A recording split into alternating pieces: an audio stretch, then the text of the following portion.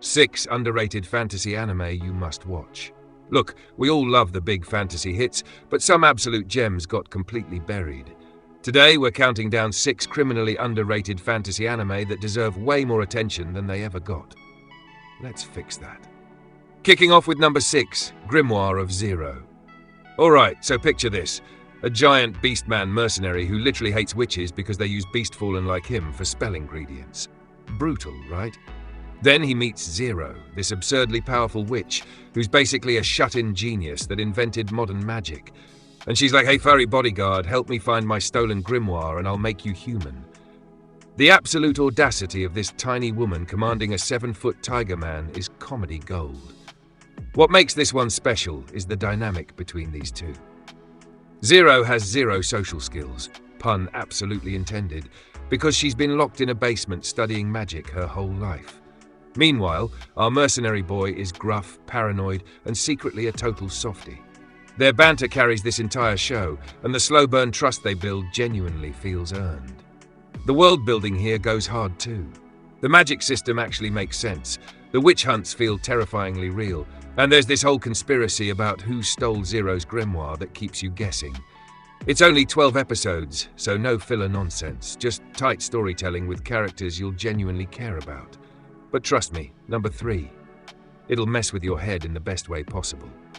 Sliding into number 5, The Faraway Paladin. Okay, confession time. I went into this expecting generic isekai trash and came out emotionally compromised. Our boy Will gets reincarnated and raised by 3 undead guardians, a skeleton warrior, a mummy priestess, and a ghost wizard. Sounds ridiculous, but these 3 are genuinely some of the best parental figures in anime. I'm not crying. You're crying. The first few episodes are basically wholesome found family content mixed with legitimate training arcs. Will learns swordsmanship from a skeleton who was once a legendary warrior. He studies magic from a ghost who roasts him constantly. And the mummy teaches him faith and compassion while being an absolute sweetheart. Then the backstory drops and suddenly you understand why these 3 are undead, and it absolutely wrecks you. What separates this from typical isekai garbage is the sincerity. Will isn't some overpowered joke character collecting waifus. He genuinely struggles with purpose, faith, and what it means to live a good life. The animation during his Paladin Oath scene? Breathtaking. The pacing in Season 1 is deliberately slow, which turns some people off, but honestly, that patience pays off beautifully. This is fantasy done right. No shortcuts, no harem nonsense, just a genuinely good person trying to become a hero worth remembering. Peak comfort anime that also makes you contemplate mortality. Landing on number 4, Gargantia on the Verdurous Planet. Giant mecha pilot from a brutal space war accidentally warps to a water-covered Earth where humanity lives on massive fleet ships. No more galactic warfare, just fishing, salvaging, and trying not to starve. Talk about culture shock, am I right? Ledo, our protagonist, is basically a child soldier who's never known anything except killing alien squids called Hydos. So when he crash lands on Gargantia and realizes these people value life, community, and belly dancing, yes, belly dancing, his entire worldview implodes. Watching him learn that existence isn't just about combat efficiency is genuinely touching. The real star here is Chamber, his AI mech companion. Chamber's deadpan responses to this peaceful society are absolutely hilarious. Ledo, these humans appear to be engaging in recreational activities. Shall I eliminate them? No, Chamber. We don't vaporize people for having fun. The bromance between pilot and robot develops into something surprisingly emotional by the finale. Gen Urobuchi wrote this, so you know there's going to be some dark twists hiding beneath the sunny ocean vibes. When the truth about the Hydos drops, it recontextualizes everything. Gargantia asks uncomfortable questions about war, dehumanization, and what we're really fighting for. Beautiful animation from Production IG, a banger soundtrack, and genuine philosophical depth disguised as a chill mecha show. Looking at number 3, Alderamin on the Sky. Military fantasy where the main character actively hates war and wants to be a librarian. Ikta Solork is lazy, perverted, and absolutely brilliant at tactics. He's basically if Shikamaru decided to become a war general while complaining the entire time. This dude does not want to be here. But he keeps accidentally becoming a legendary commander because his brain won't stop strategizing. The empire he serves is corrupt and crumbling. The princess he's sworn to protect is caught in political nightmares, and every victory Icta achieves just drags him deeper into a war he despises. It's genuinely tragic watching someone so talented get consumed by a system that exploits his abilities while ignoring his warnings about impending collapse. What absolutely slaps here is the realistic military strategy. No magic laser beams solving everything, just terrain advantages, supply lines, and psychological warfare. Icta wins battles by understanding human nature, not by being stronger. His relationship with Yatori, his childhood friend and absolute monster swordswoman, adds emotional weight to every engagement. These two have unspoken trauma and loyalty that runs bone deep. The anime only adapts part of the light novels, which is criminal because the story goes even harder. But what we got is still a masterclass in anti-war fantasy that respects your intelligence. Seriously underrated. Moving to number 2, The Ancient Magus's Bride. Chisatori sells herself at an auction because she figures being bought is better than being dead. That's our opening.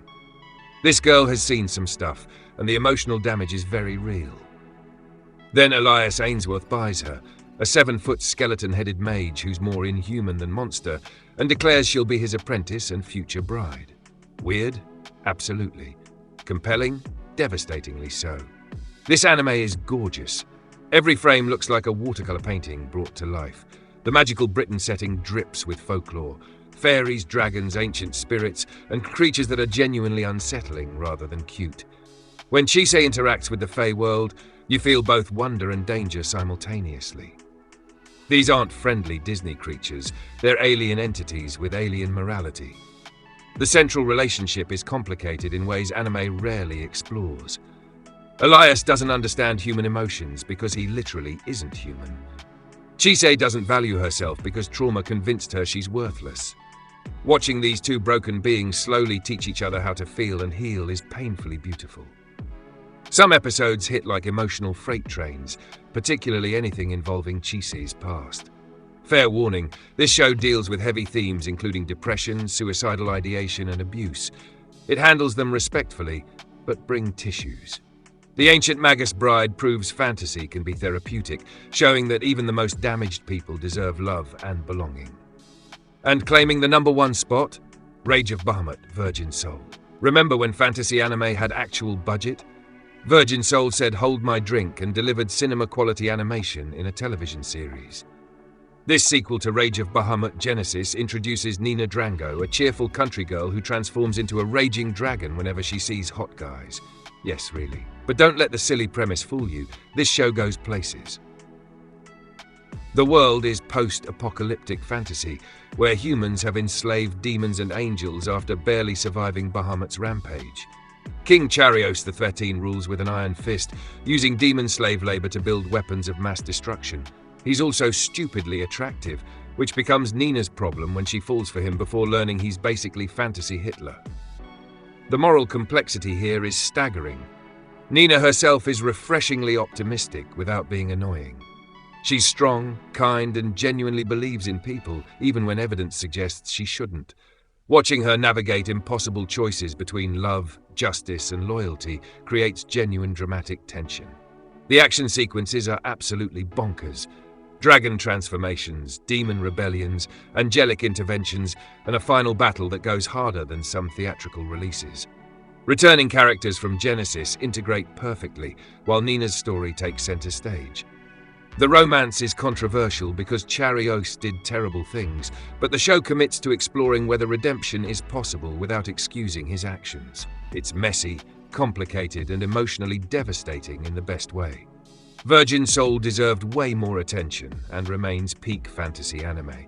From furry mercenaries to dragon girls with terrible taste in men, these 6 fantasy anime prove hidden gems exist everywhere. Which underrated fantasy deserves more love?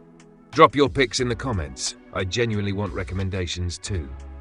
If this list introduced you to something new, smash that like button and subscribe for more deep cuts. Peace.